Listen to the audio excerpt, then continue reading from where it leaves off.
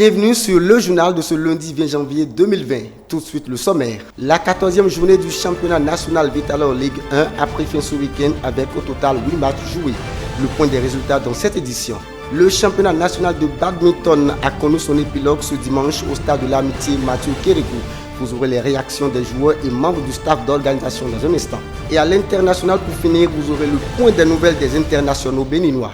Chers amis du web, à nouveau bienvenue. Le championnat national Vital'Or Ligue 1 a eu lieu ce week-end sur toute l'étendue du territoire national. Ce samedi après-midi, l'une des rencontres de cette 14e journée mettait aux prises l'équipe de l'ASPAC face à la jeunesse athlétique de Cotonou. Score final 2 buts partout. Suivez les réactions du capitaine et de l'entraîneur de Portuaire à l'issue de la rencontre. Qu'est-ce qui n'a pas marché?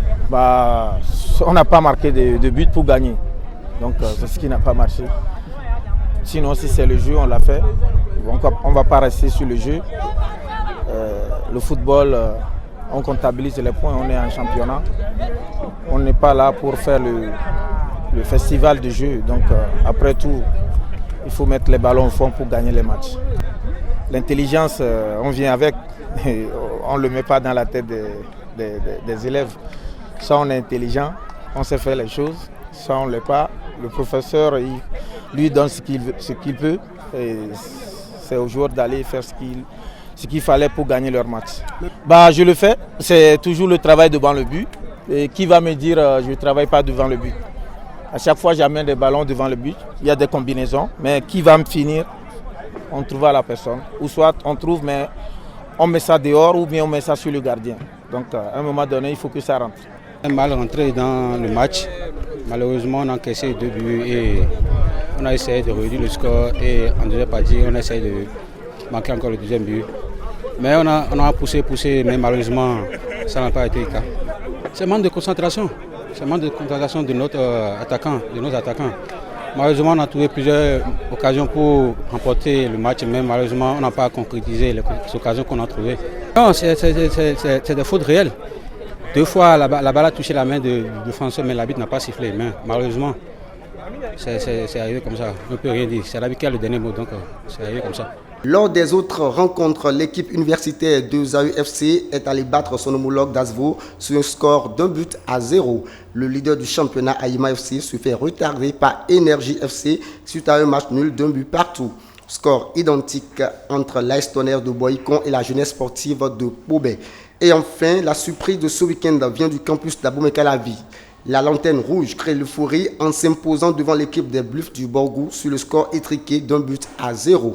Au classement, l'équipe d'Ayema conforte toujours sa position de leader à 2 points des Dragons de l'Ouémé, tandis que ESAE FC vient fermer le trio de la tête du classement. Upi Wenem, malgré sa victoire, demeure toujours la lanterne rouge de ce championnat. Nous quittons le football pour revenir au sport demain. Le championnat national de badminton a connu son épilogue ce dimanche du 9 janvier au stade de l'Amitié Mathieu Kérékou. Démarré depuis le samedi dernier, les pratiquants de cette discipline ont exposé tout leur talent pendant ces 2 jours de compétition. Suivons les réactions de quelques membres de l'administration. Je suis très heureux de constater avec plaisir que la compétition qui a démarré le 18 vient de terminer dans de bonnes notes de satisfaction. Les athlètes champions se sont fait distinguer, ils ont été primés. Pour nous, c'est déjà une satisfaction et nous sommes heureux de la collaboration que nous avons eue avec le Centre culturel chinois et l'ambassade de Chine qui a mis les bouchées doubles afin que l'événement, la coupe de la fête du printemps 2020, couplée donc du championnat national 2019, soit une réussite. À l'avenir, nous pensons mettre l'accent beaucoup sur la structuration, faire en sorte que le badminton puisse être mieux valorisé. Vous avez vu l'habillage de l'événement, ça a été le fruit de la collaboration avec la Chine et le Bénin. Nous allons renforcer ça, mais également relever le niveau de nos athlètes afin qu'ils soient opérationnels et plus utiles pour la nation et pour le badminton béninois à l'international. Ouais, parce que j'ai vu il y a beaucoup de talents et des jeunes surtout. Ouais, ils sont déjà entrés dans le domaine de badminton. C'est pourquoi la Chine accompagne comme d'habitude, toujours la formation des jeunes athlètes en Chine. C'est pourquoi chaque année, nous avons envoyé une dizaine d'athlètes et entraîneurs en Chine pour subir une formation pendant 2 mois à Hangzhou, dans la province de Zhejiang. Ça fait déjà plus de 5 ans. Ouais, nous avons continué de leur fournir la chance de la formation en Chine, quoi. Un mot à l'international pour finir cette édition. Nouvelle des internationaux béninois. Niort en France, en Ligue 2 toujours sans Saturnin à l'Agbé, a été battu à domicile par le Havre sur un score d'1-0. L'équipe dégringole à la 18e place avec 17 points. David Djigla a disputé l'intégralité de la rencontre. Clermont FC l'emporte sur un score de 3-2 face à Troyes et gagne une place au classement. Elle grimpe à la 5e loge avec 33 points.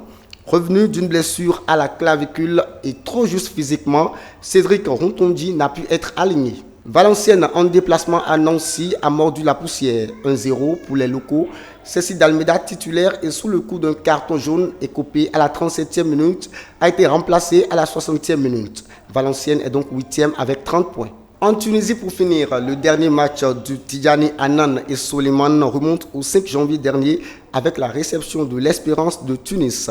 0-1 au finish avec 76 minutes passées sur le terrain par l'international béninois. 8e avec 14 points après 13 journées. Soliman reprend du boulot le 8 février prochain avec la réception de Kairouan. Fin de cette édition du journal. Merci de toujours préférer Précision Sportive.